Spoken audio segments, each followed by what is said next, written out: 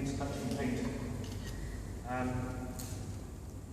We have a stencil technique here, which is basically sheets of paper on top of each other, folded up, and then shapes cut out. So this is the negative, so we paint those, and the positive parts have gone up there. This is straightforward tape. Lots of you have been using tape. You can use different widths of tape. This is quite broad tape, but they are long curves. These are effective stencil techniques here. I'll show you the ink. Can we have two helpers? Two helpers. Can you hold that?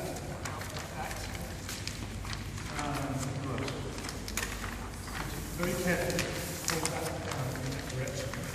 We're trying to keep this area back, because I want to work on here first.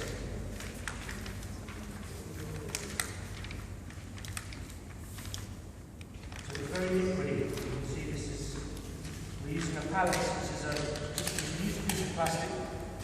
It's important it doesn't have holes in it. Very careful with the ink, you put it back in the pot, so that you don't knock it over. If it's left on here, absolutely certain you'll knock it over. So start off using a roller. First of all, you have to load the roller with the ink. And then you have to work it out so that it's even all over it.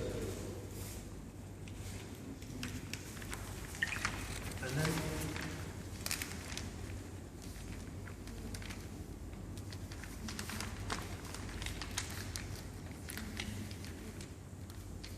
keep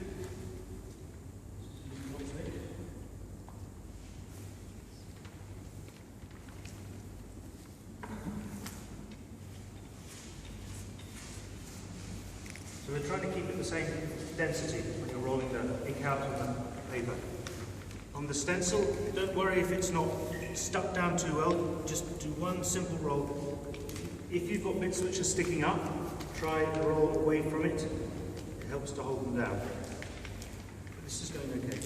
For the guys who are close here, they'll notice it smells. So you need to be working in a well-ventilated area. We're starting in the centre of the sail because it's not a flat thing, it has a shape because it's a sail.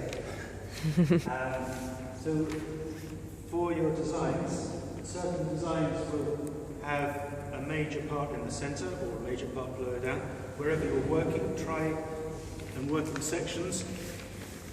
And oops, this one ripped.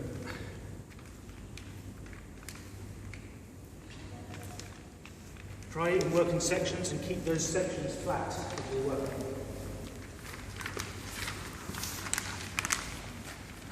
When you use the roll, try and make the roll the whole way around, not just a little bit, like a footprint, is it?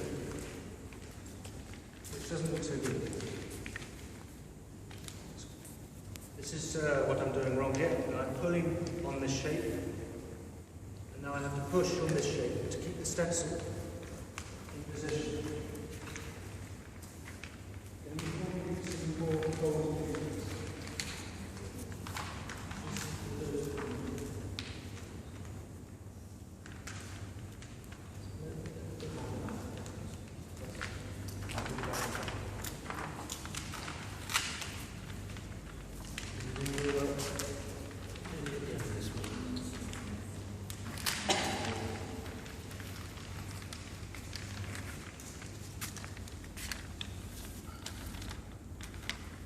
Okay, so that is done.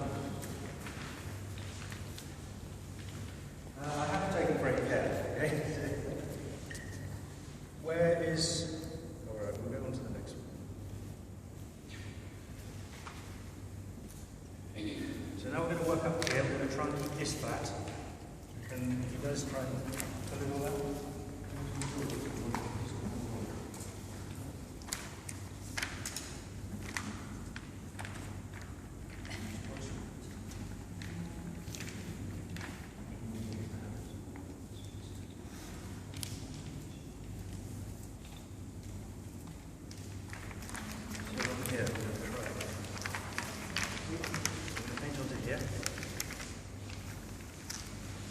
good to dry it all.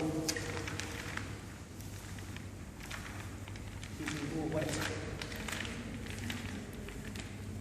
So it takes no time to put the ink on. It's all the time spent in the preparation is really, really, really important.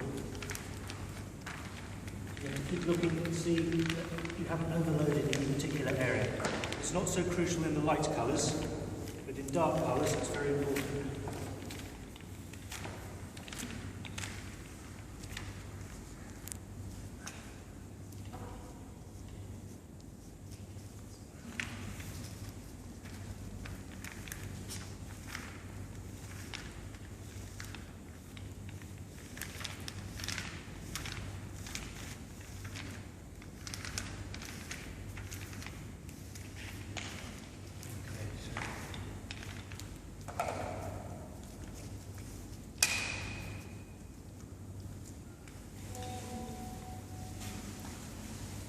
And obviously, if you guys are doing this, you can take more time, I guess, right? Or, yeah?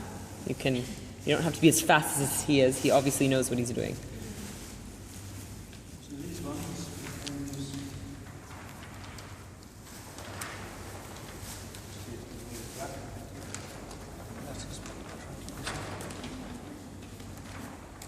So these shapes, sometimes you need to hold things in a position where you a stick. This is quite tricky to do this because we want to try and keep it, spread the ink evenly. You see the drops are coming off. I don't really want that. This is why if you have areas you want to keep white, it's a good idea to try and mask them out in the plastic so that the whole of the area, if you've painted an area and you don't think it's dry, cover it, so that it doesn't get drops of different colours on afterwards.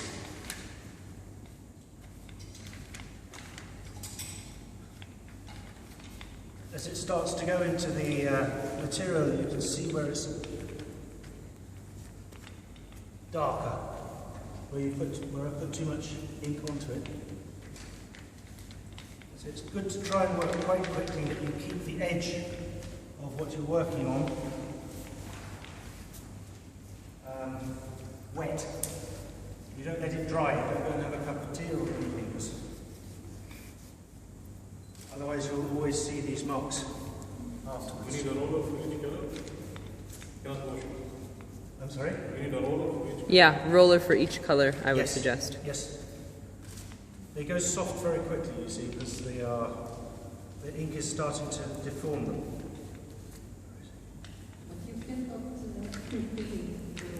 No, because they're like a one-time use. It's a very, very cheap foam.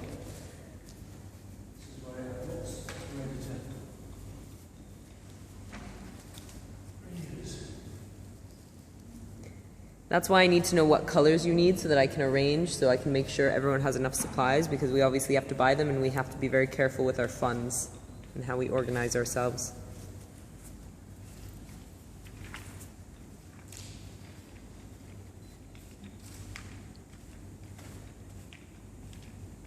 So when are you going to take the lists of colours? I need the list today before you all leave. How would you like to do that? I just want a piece of plain paper with their name and their contact detail, and then the colors, and then I will print one of your images so I know exactly like what size of space, if you need a red, so how much red to give you, etc. Could you work out the proportion? Can you say That's what I'm saying. 50% blue? Yes. 10% gold? Yeah, if you can work out your own proportions, that's better, like how much of each color you want.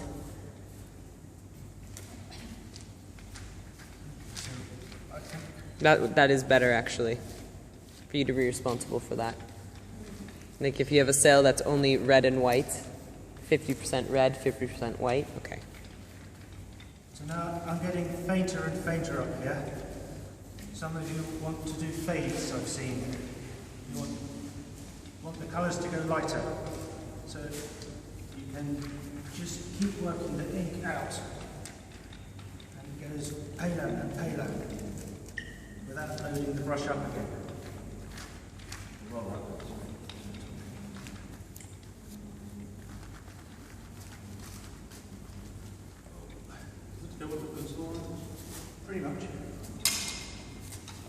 Then you can use where you've got delicate parts, you can use a dry roller.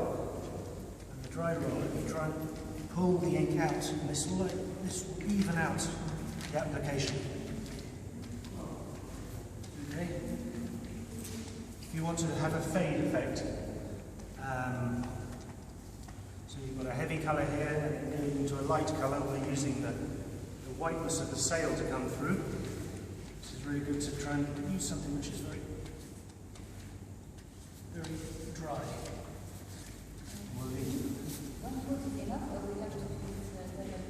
One is enough. Yes.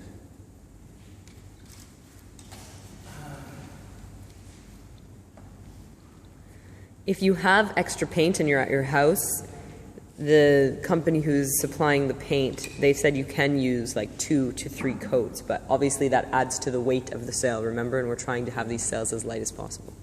Can we have people holding the bottom section out there, please? So someone will be able to reach the corner. Come on around here. And someone in the middle of the foot. Careful, because he has to like...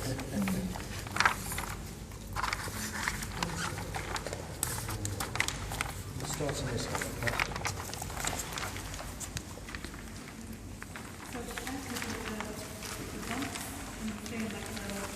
The creases?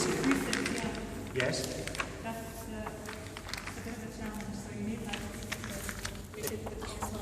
It's all part of it. If what you can do is use the tape to pull it out in the sections. You have to do it in sections, I think. So we started off in the middle section here. And then we worked up, and now we're working out. You can use weights if you have bottles of water.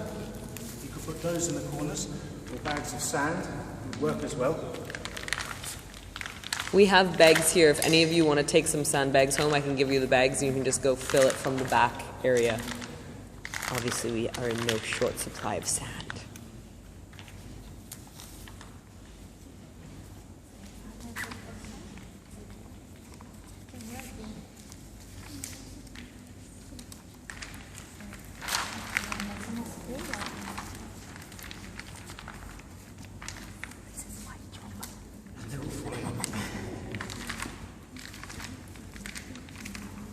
So this is probably, if we can see this later, this will be an example of very bad craftsmanship. I've just been very bad with the ink and I've just poured it on all this. I haven't taken much care in that, but you'll see from the other side how important it is. On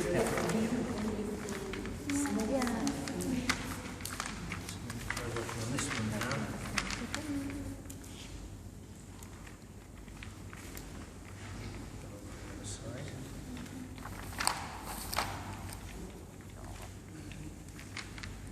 About mixing the colours, if you have I think we have 10 colours? 10 Or 12. 12 different colours. I'll give you a list after I have it printed out. You'll have to make experiments if you want to mix the colours to create different colours, yeah? If we mix color, we need some thinner Yes. to add. Thinner, yes. But only very little bit because obviously, as you can see, it's quite thin already. The issue is you shouldn't have to mix colors. I really don't want that. I want it to be used as like graphic. So I have enough colors. I have all the different colors. I have brown, I have gray, I have silver, whatever. For example, I have orange. If you don't have orange, I can mix red and yellow. Yes, but I do have orange. I would just rather we don't mix because I actually don't know how well these paints mix. Maybe we can test a mix between gold and silver after to see.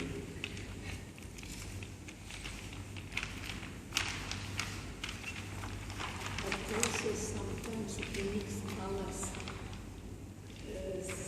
colors can be not continuous. Exactly. Because it's up to pigments. Mm-hmm. Like that. It's not an exact science.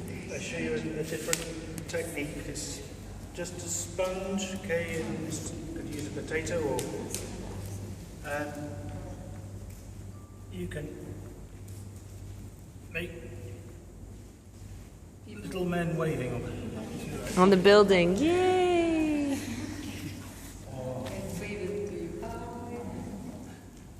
These could be seagulls. I don't know what kind of birds. Very nice. So, if you made an area of a colour and you're happy you've got a nice and even big area of colour, then you let it all dry, it would be very easy then to go back into it, making a pattern using something like this. And you could make a tessellating pattern, which are lots of geometric patterns I've seen here. There are several people want to use brushes, so there's no problem in using a brush. When you use a brush, it's very difficult to control. As you see, it goes over, it then runs out, so you have to reload the brush. And the stitches. So practice first on a piece of cloth, something different, so that you'll happy to. You can use things like this as well. This is more mark making exercises. You can drag them, you can try it, but personally I find that they're very difficult to control, and from a distance you won't really see these kind of things. Because from the distance you cannot see these details. But I'm going to take these off. Hold the same down.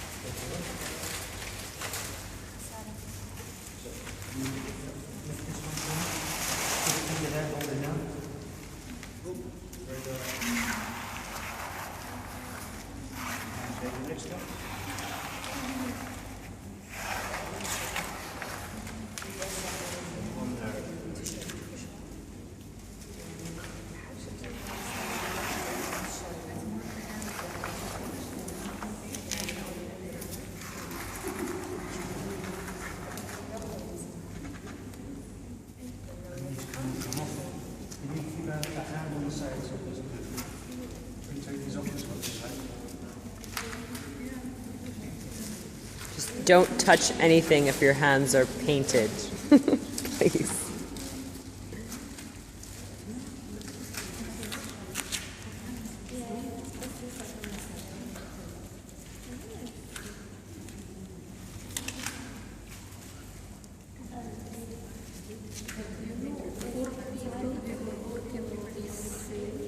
Yeah.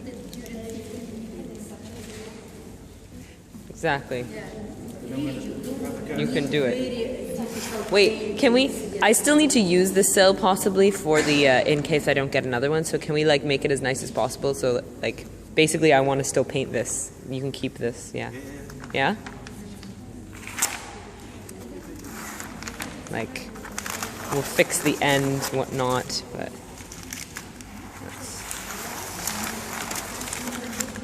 Normally you should leave this also dry. You only keep sanding on the corners so it stays flat. No, it's not dry. You have to leave it. We're just doing this for the... until it's dry. Yeah. Longer than that, I think. Probably need to leave it. You wait, like do a touch test, and when it feels dry, you can also use a blow dryer to speed it up.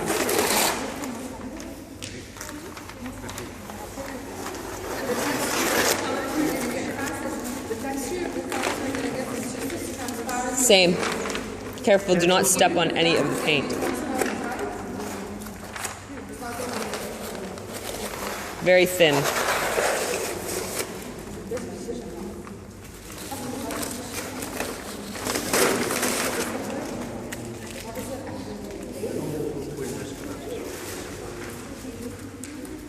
And we'll work on that afterwards. Yeah, yeah. we'll do it after, and then it can still be utilized because it looks nice. Actually, we'll make a building of brush there. So the rest of the time, I don't know what stages you're all at, but you'll need to flake your sails up. Keep the plastic, because when you come to paint the paintings, you'll need the plastic to go underneath it. Or take it to your house, obviously. Or get a drop sheet. This is just a painting drop sheet you can get at Manazil or any store. They're flying.